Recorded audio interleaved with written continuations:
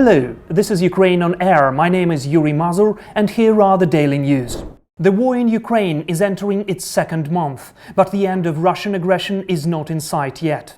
Russian troops continue to shell Ukrainian cities, killing people and destroying infrastructure. Russian forces have increased the amount of shelling of Chernihiv and its residential and industrial areas.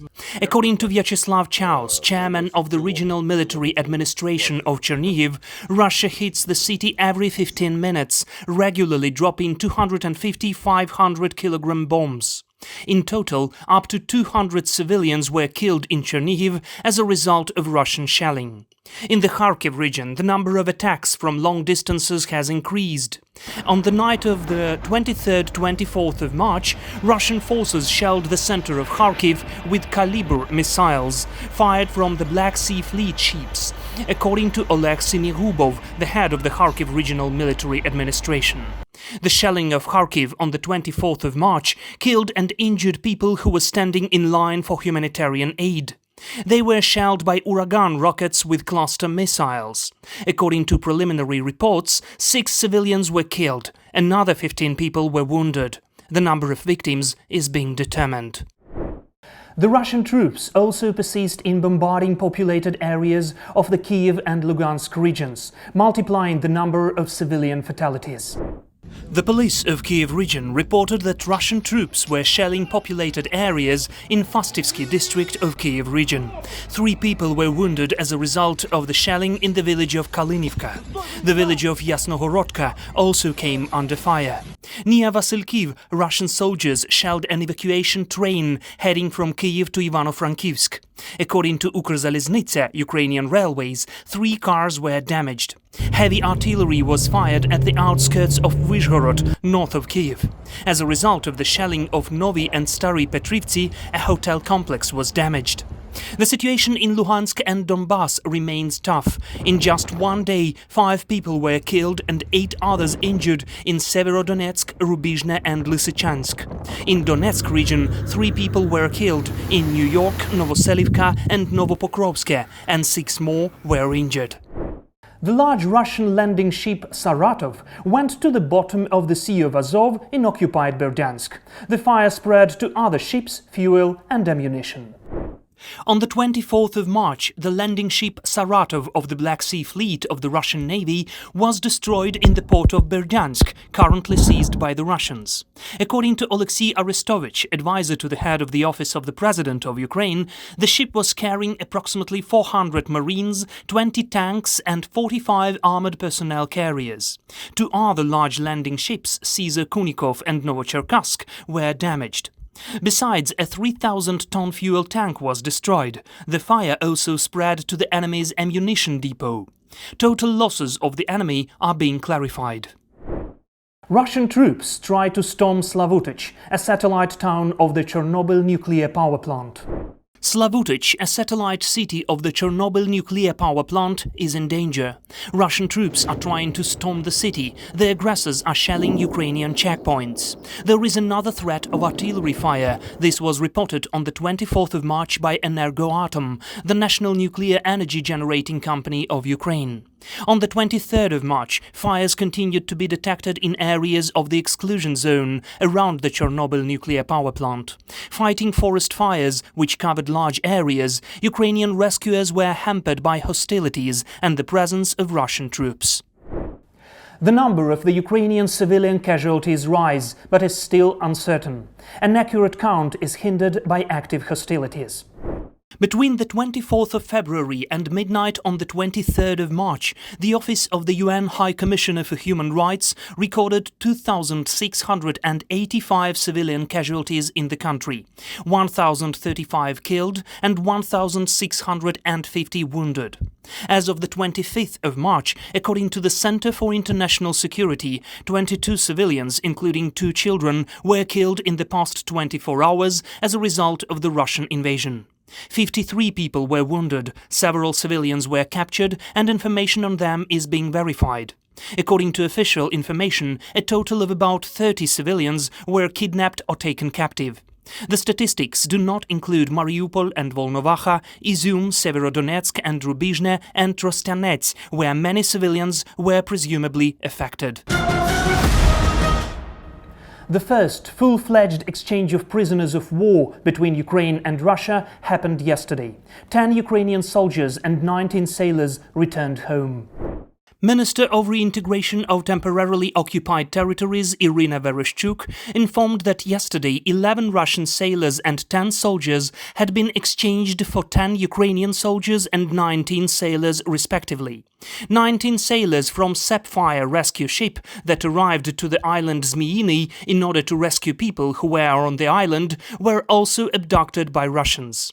Illegal seizure of a civilian ship and its crew is a gross violation of war principles and international humanitarian law. Russian forces continue to destroy Ukrainian educational institutions. More than 500 schools and other places for studies were shelled since invasion. Since the beginning of the full-scale Russian invasion of Ukraine, 566 educational institutions have suffered from bombings and shelling, 73 of which have been completely destroyed. According to the Minister of Education and Science of Ukraine, Serhiy Shkarlet, Russian armed forces deliberately attack kindergartens, schools and universities. Moreover, Russians have started to seize Ukrainian historical and fiction literature, especially related to the Revolution of Dignity and Russia-Ukraine war, from libraries on the temporarily occupied territories of Luhansk, Donetsk, Chernihiv and Sumy regions. Since the beginning of the full-scale invasion, Russian forces have attacked 64 hospitals, breaching basic principles of international law. The World Health Organization says it has verified some 64 attacks on healthcare facilities in Ukraine since Russia began its invasion a month ago. They confirmed the attacks took place between the 24th of February and the 21st of March at a rate of between 2 and 3 each day, killing at least 15 people, the WHO said in a statement. Ukraine has accused Russia of bombing hospitals and health facilities, including a children's and maternity hospital in the besieged city of Mariupol. However, Russia denies that its forces deliberately attack civilians and civilian structures, such as hospitals.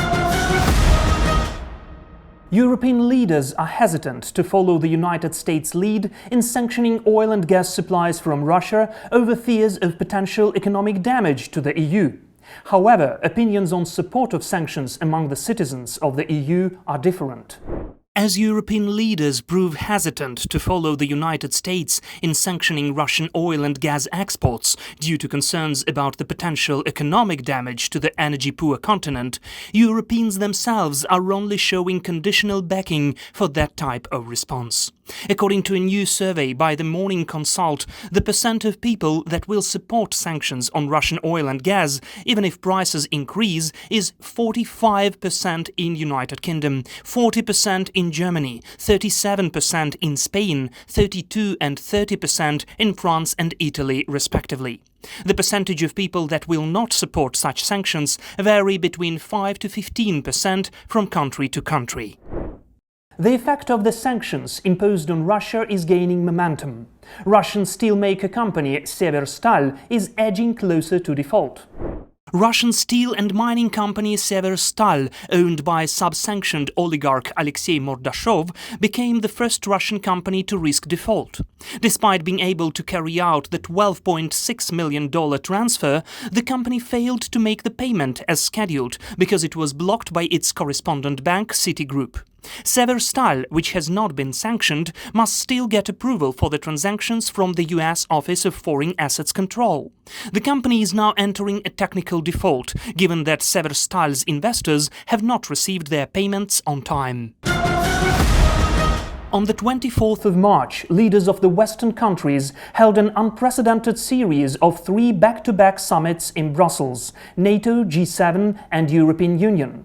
The NATO summit was carried out first. Alliance leaders discussed the war in Ukraine, the threat to Europe and ways to deter Russia.